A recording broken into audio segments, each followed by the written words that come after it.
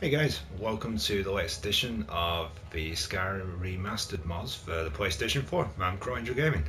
Uh, I just want to get a quick plug for a video that I've uploaded on my videos most recently. Basically, it's a movie trailer for something that I'm actually working on and nearly finished at the moment. It's called Freaky Friday the 13th: The Origin of Evil. Uh, the trailer is actually up now. I'd really appreciate it if it, like, even if you'd only give it a couple of minutes to uh, to actually have a look at it. Uh, Myself and the other people who are involved in it have put a lot of extra time, effort, not a lot into it. And when the feature comes out, it will be worthwhile. I promise you that. Voice acting, maybe not so much, but the voice acting is more there as it's more like a tester, because we didn't actually do anything like that on the first one, and we used instead a load of black screen with like a lot of text on it just to actually describe what was going on. And in the end, the film ended up becoming like a 45-minute long extended movie trailer than anything else, but it still told a relatively good story. But I wasn't completely happy with it. This time round, I'm actually telling the prequel to that story, and we've done proper proper storyline, proper scenes. Scenes that should follow on make sense. It's not done specifically to be just hilarious or anything like that. We've actually tried to tell a proper horror story this time with, like I said, mediocre voice acting. But unfortunately, because some of my friends who are actually doing it live in Canada, some of them live down south in the UK, so, and another one across in North Wales or South Wales, whichever one it is, I can't remember. Then we're not able to properly get together and record all the dialogue. So unfortunately, all the spoken lines in the film are down to me. So trying to do various different accents and not lose my like northern accent, unfortunately, which I've got, is extremely difficult at times. But it's entertaining on that sense. But hopefully, if you do choose to actually check it out, you'll notice that regardless of what the acting's like on it, it will progress the story enough so you can understand what's actually going on in between the various like the bits. Anyway, enough of a self plug. We're going to get straight on to this. This time we're going to be working on the collectibles.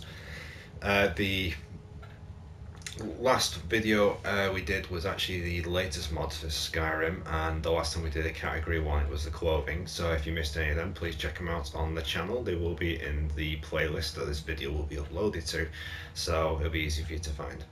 Anyway, going straight on, we have got Ghost Dug Gauntlets and Oblivion Artifact. Oh god, this guy again.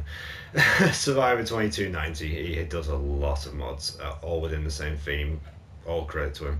But the gauntlets can be found in Dustman's Cairn on a table. This is the 15th in a series of unique recreated from the previous Elder Scroll games. The Ghost Gauntlets were originally found in Oblivion as a cut pair of gauntlets meant to summon a ghost hound to find for the player. Okay. Gamblo Puddy, what? Gamblo Puddy. A Daedric artifact, okay. Again, something else he's missed from the thing. Gamblo Puddy is an artifact of Sheogorath, originally found in Morrowind during a Tribunal Temple quest. The gloves can be found on top of a shelf in Radiant Raiments in Solitude. No clue as to what they do though, unfortunately. Hang on, let me have a look at that again. Nope, I can't even make out the... It's resist magic by something percent and magic something. Weakness to magic by something as well. Bonebiter, Bow of soul syrup in the Morrowind artifact. Okay, another one by this guy. Something he missed from the past games. The Bonebiter bow of Sir Sennepool was a powerful bow originally found in Morrowind in the Ursa burial chambers.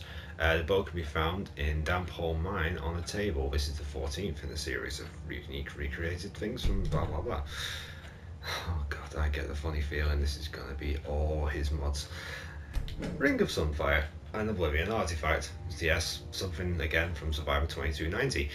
The Ring of Sunfire was a powerful ring originally found in Oblivion during the origin of the Grey Prince quest. The ring can be found in Fort Darngard in the torture room upstairs.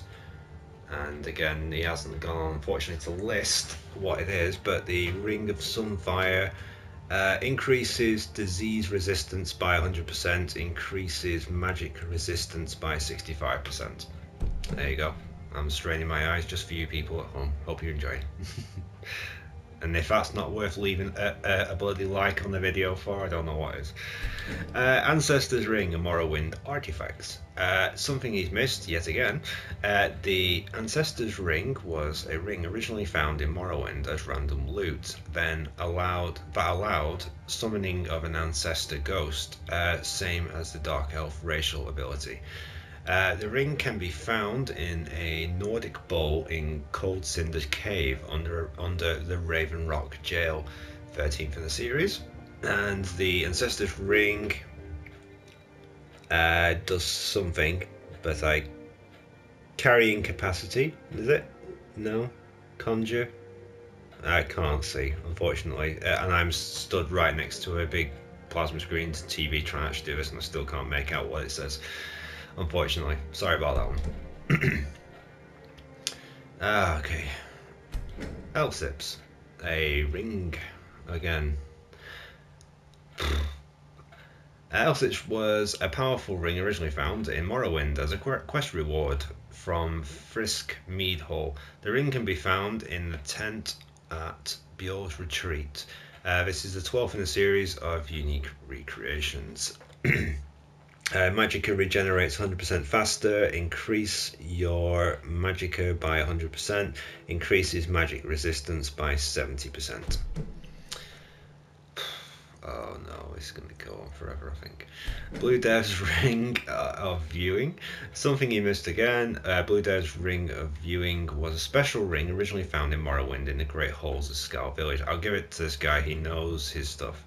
The ring can be found in the Great Hall in Scar Village on the table next to the bed upstairs. This is the 11th in the series. And the Blue Dev's Ring of Viewing, increase magic resistance by 30%, increase your stamina by 300 points.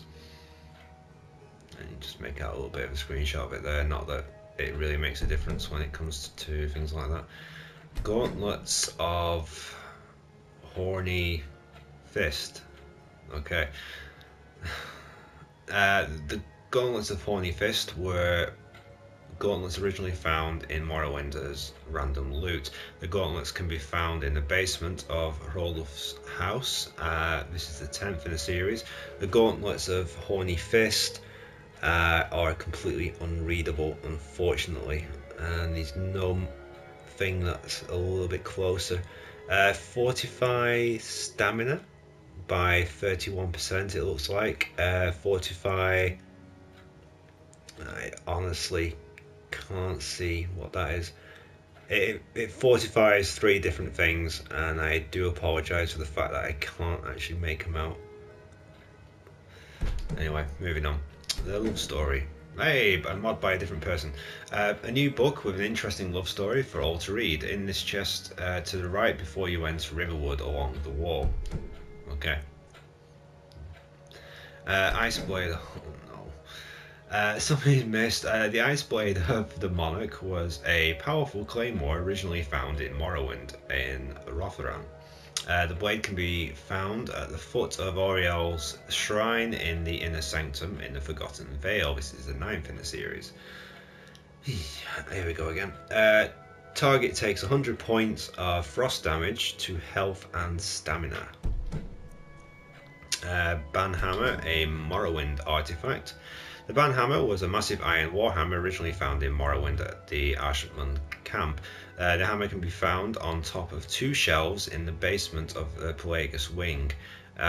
This is the 8th in the series, and the Banhammer burns a target for 70? Is that 20? 70? I don't know. Somewhere between there. Points. Targets on fire take extra damage if target dies within 1000 seconds. Fills a soul gem. Okay, so it does quite a few different things, does that. Shagarath's Signet Ring, a Daedric artifact. Shagarath's Signet Ring was a powerful ring originally found in Morrowind during Azura's quest. The ring can be found on a new boss added to Lost Prospect Mine near Riften. If anyone has any suggestions for items, leave a comment below. Again, Shagarath's Ring, increase your magicka by 300 points. So if you're looking to do a lot of magic damage, these might be for you. Neb Crescent, a Daedric artifact. Neb Crescent is a artifact Shagarath and has not been in any Elder Scrolls games, only reference in lore. 16 Accords of Madness make reference to this weapon, saying the blade gives warriors a compulsion to kill everybody when they hold it. Markath killed his son while wielding it. The weapon can be found on a new boss called added to the Chill. Neb Crescent. Okay, I'm going to try my best on this one. See if I can get a decent view of it. No. Creatures and people up to level 200.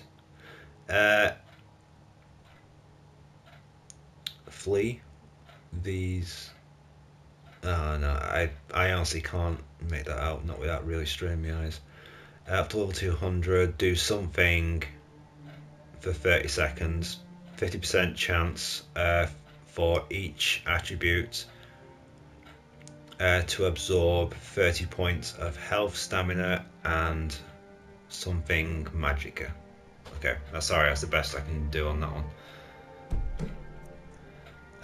Ring of Vampire's Kiss, a Morrowind artifact. How about that? The Ring of Vampire's Kiss is a powerful ring originally found in Morrowind as random loot. The ring can be found on a new boss added to the Broken Fang Cave. This is the 7th in a series. Ring effects adds Mistform and Shadow Stone. Embrace the Darkness. Okay, apparently it's always going to tell us on the description for that one. Bow of Shadows, a Daedric artifact. The Bow of Shadows is an artifact of Nocturnal, originally found in Morrowind in the Venim Ancestral Tomb. The bow can be found in Mercer's house in Riften under the table in the basement. Legend has it the Bow of Shadows was forged by the Daedra Nocturnal, the legendary ranger. Rayless Guile was granted the bow for a secret mission that failed, and the bow was lost. Rayless did not go down without a hearty fight, and it is said to have, with the aid of the bow, taken scores of his foes with him. The bow grants the user the ability of invisibility and increased speed. Many sightings of the Bow of Shadows have been reported, and it is even said that the sinister Dark Elf assassin of the Second Era, Dram, once wielded this bow. Okay, and it goes on to quote the thing. Style of the bow, I'm just trying to go off the look there, it looks like it is just a basic simple bow. If target dies within 30 seconds, fills a soul gem, while the something burns the target for 65 points as well. I'm afraid that's as best I can do with that one, and there's no real major screenshot of it. Right, current fight phase 1, different user. Okay. Have you ever wondered why you fought a Dragon Priest? Oh, okay, this is basically just for you to get the Dragon Priest masks. unique ultimate dragon priest mask, should I say. Oblivion artifact pack. I'm surprised he didn't do this before. This is a collection of his artifacts from Oblivion, Mish's Cleaver, the Mace of Doom, Northwind, the Black Hand Robes, the Staff of Worms. And if you're interested in any of them, check out the mod for the various locations. Again, it's the Author Survivor 2290.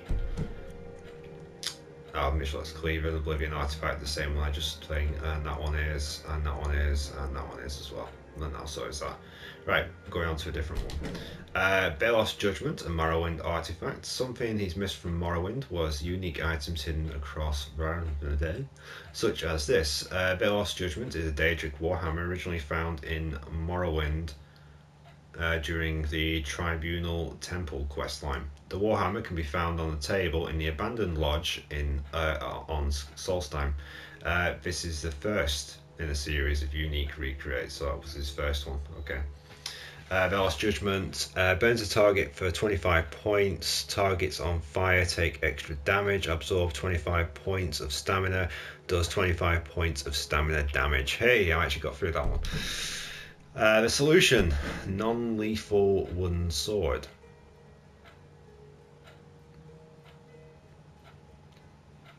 Okay. Cooking sinks to player level by Cyan49. This guy usually does do some pretty good mods. I have got a few others. The cooking system of Skyrim makes little sense, so he used several mods to change meals in Skyrim, playing over 500 hours. Now he'll modify the cooking system for himself, by himself. The mod must be simple. It's 2,000 seconds effective. It's 2,000 seconds effective time. It was just an obstacle for him. The mod enhances the usefulness of cooking, but it does not damage the balance of the game. Recovery of 200 points of physical strength by diet is irrational. Especially at low levels, you will break game balance. Okay. The dish change, okay, it's just no holds cooking. I can't be bothered to read it all, unfortunately, sorry. The Broken, a craftable wooden sword. Yeah, I'm done with that one. Reclin Islands. Enter the Reclin Islands and fight the Reclin Kings to get all of their keys. When you have all the keys, you can open the gates to the Overking. A little bit of a quest mod and a little bit of extra gameplay there for you as well. Not really, I would say, in the collectibles. Simple survival, eat and drink. This one again doesn't really come into thing, but I will promote it because it is pretty good. If anyone has ever wanted the PC version of the mod I need, this is about as close as you can get to it, where it basically will tell you that you need to eat, you need to drink, and when you need to sleep, or there'll be a negative effect for it. Dark Armor set. Star Crusader and the Superior Treasure. Shinsu description book. Throwing Weapon Project, again doesn't really come into the collectibles. Armor of the Dragonborn. Journey to Dracos, the finale. Get seriously overstocked. This one's the one I've got at the moment, as you can see from the not only favorited downloaded bookmarkers as well. Journey to Dracos episode 4. Crafting in the Cloud. This mod adds non-respawning cloud storage for each of the enchanting, alchemy, blacksmithing at each of their respective workstations throughout the populated parts of Skyrim and Solstheim. In addition, there is a general storage chest at the docks of Solstheim and Windhelm for transferring your stuff off the island. Never lug around heavy crafting materials ever again. It will be waiting for you at each of the freely available crafting points in Skyrim. Simplified for this, if you upload anything into the areas by the benches sort of thing, you'll be able to go to Solstheim and use the same materials that you've got stored in Windhelm. Journey to Dracos episode 3, little mini quest mod. Stocks and over merchants, there is a better version there. Seriously overstocked, should I say. Journey to Dracos episode 2. Silver Doomblade. I really thought the Silver Sword was one of the best looking swords in the game, but it was very limited in the game. So this mod adds a Silver Sword with the Mighty Chaos enchantment. Found in Bree's home on the long table, the Dragonborn DLC is required because of the enchantment. The sword is a little lighter than the vanilla sword, a bit faster swing speed also. The strength of the sword has also been increased, but not very overpowered. The Silver Doom Blade is also tempered can also be tempered at a grind wheel with a silver ignop. Hunt Troll Skulls Light Edition. This is a light edition of the mod Hunt Troll Skulls. It's light because it doesn't have any additional models or textures. It won't take up that much space on your Xbox One, what about the PlayStation 4, which this is supposed to be for, but it doesn't have the new Troll Skull helmets, Troll Skull weapons and skulls they can mount on shield racks if you want those, blah blah blah. Kill a troll, activate its corpse, loot additional death items. Cave of Frost Troll Skull, Cave and Frost Troll Blood, Troll's Third Eye. Ways to use the death items. Troll Skulls, pile them high and show how many you've killed. Leave them as calling cards to say Troll Slayer was here. Sell them for more gold. The mod makes them worth more. Troll Blood, drink it, regenerate health fast, just like a troll. Troll's Third Eye, ingredient make for potent poisons. Getting more Troll Skulls, okay. Trial of the Stone Legion. Quite simply, this mod adds one more dungeon to the game. Ultimately, every enemy is level to the player, but they are set to hard or very hard difficulty, though technically it should be a challenge at any level. I'd recommend it to be at least level 20 or higher for right experience. Also, the description is going to be pretty long, so here's a quick list of the mods. Difficult dungeon, more loot than his previous mods, more difficult puzzles. If you get stuck, here's the solutions. Detailed stages, about half an hour of new gameplay. In order to start this dungeon, head to Steam Scorch Mine in Kynes Grove, the small settlement just south of Windhelm, you can't miss it, and explore until you find a wall bordered up with planks of wood. Use your weapon to break these boards down and you can begin the dungeon. If enough people get stuck, I'll make a video explaining it, similar to what he did with the Delves of the Stone Legion. Okay. Summon Balon. Okay. Spectral Arrow spell. Serrana Mannequins. Not really worth opening up, it's just straightforward. Woodcutting block, 3 actions. This one basically extends the amount you can actually get from chopping wood. Usable ash spawn weapons. My Little Familiar. This mod adds rings that allow you to have a permanent familiar when equipped, which should not affect how many summons you can have at once, unless of course you have 2 familiar rings equipped, which I don't recommend doing, and does not take up any slots. Familiars are mudcrab, spider, wolf, goat, fox, cat, rabbit, toy soldier, lich, cow, chorus, robot, giant, bone guardian, ice wraith, dragon, only equipped during combat, then unequip. Familiars boost XP by a bit. Okay. Gourd Lord. Added book. The Executioner pack basically gives you access to the Executioner armor pieces if you want to make your character have the Executioner's mask and so on.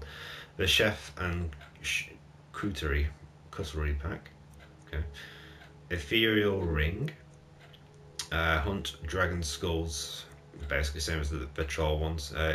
Makes it more rewarding to actually hunt them down and have various uses for them. Aldion's Ultimate Armory. Gifts of the Observer. This mod was inspired by the outsider of Dishonored and Dishonored 2. The Observer is lesser known Daedric prince who closely observes the affair of mortal. He will speak with the immortals he deems to be the most interesting, and few of those chosen individuals will be given various gifts to aid him on their quest. The Observer will leave a note in a mysterious book for the Dragonborn, as well as a unique ghost blade crafted by the Observer himself. The Doverhuts, which means dragon blade in the dragon language. While the vanilla ghost blade has a base damage of 8, the Doverhuts has a base damage of 16, and it can be upgraded with ectoplasm. He will also give you a ring that reduces time between your shouts by 20%. The sword, the ring, and the book can be found in a chest outside of Frostfruit Inn in Rorikstead, which has historically been the home to followers of the Observer.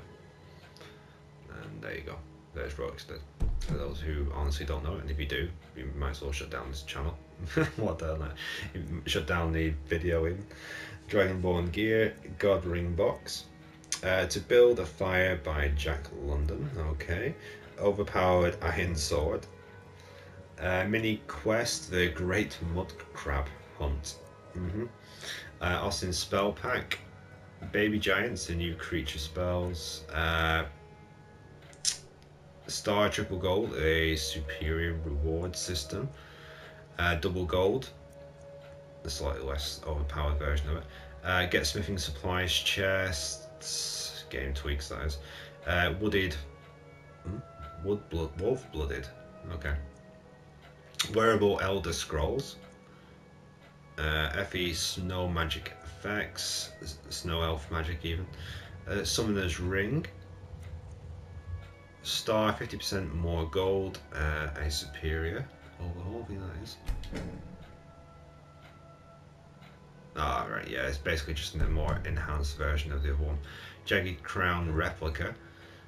Player home keys, so you never having to have lockpick yet ever again. Heavy armor hood. The Cult of Nidog. My favourite, this one, I can't remember. 200 years ago, a legendary hero left their life and fame behind to find solitude and easy life. What this hero found was a cult of Nog.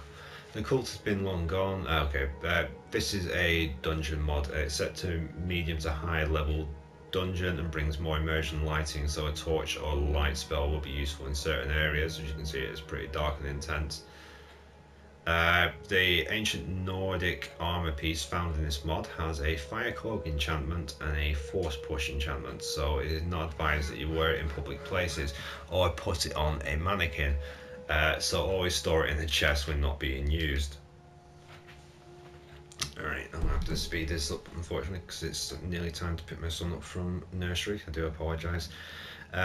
Bound Tool cheat version, Bound Tools lore friendly version, Alzia's lore friendly armoured rings, more guards and potatoes.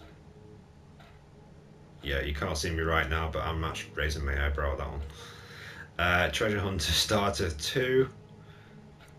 Quickly go over that one for you. There's one more than simple boost. He wanted new outfits, and within the restrictions he currently have, this is what he came up with: 2 weapons, a light shield and 2 light armor sets with some goodies. Ebony Ranger Great Blade and Ebony Ranger Blades, basically the katana swords if you wanted them, and the Ebony Mail. Okay. Riverstone Hut, the Adric Amulet Overhaul. Destros Grab, something in German I'm afraid. Destros Grave in the English version. Iron or Steel is what you need. Star Thieves and Assassins. It's actually a longer category than I thought it was going to be when it said something like Collectibles. Rift and Supreme. Delves in the Stone Legion. Reduced Elder Scroll weight. Get Soul Gem Mining and Crafting. Better Potion Recipes. Treasures of the Dragonborn. Actually exists this time edition. Due to an error in the last one, if you travel north to the Sea of Ghosts, you'll need to swim out to see a small bit to a large iceberg. The chest is on top of the iceberg. Some jumping is required, but is put some small icebergs and ice platforms to help get onto the iceberg itself. You should be able to see Winterhold College and Castle Volkaya on either side. For those who are curious, the clue was I am the highest point and the deepest depths. Okay. Cave of the Unknown Woman. Battle of the Mutts. Helgen Chest of Surprises. Battle Mage and Superior Overhaul. Treasure and second round. Okay. Right, anyway, that's it for now. I do apologise for having to speed up there again. Unfortunately, when you have kids, you don't work off your own timetable anymore. You have to work off theirs, unfortunately. So I have to go and pick him up from the nursery. I didn't actually anticipate my Fallout video to take as long as it actually took before this one, and I didn't actually anticipate this topic to be that long. I thought it was probably going to be like a 15-minute video, if that. Either way, thank you very much for watching. Don't forget to give it a like, please, if you do.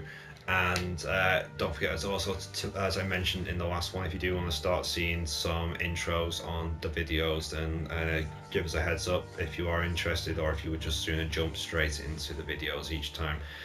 Please again, don't forget to check out my trailer for the Origin of Evil. If you're looking for it, it'll be either on Crowangel Gaming Productions, or if you also look on the most recent uploads, it'll be about the third one down probably. Okay, so thank you very much for watching again, and I'll see you next week. Bye.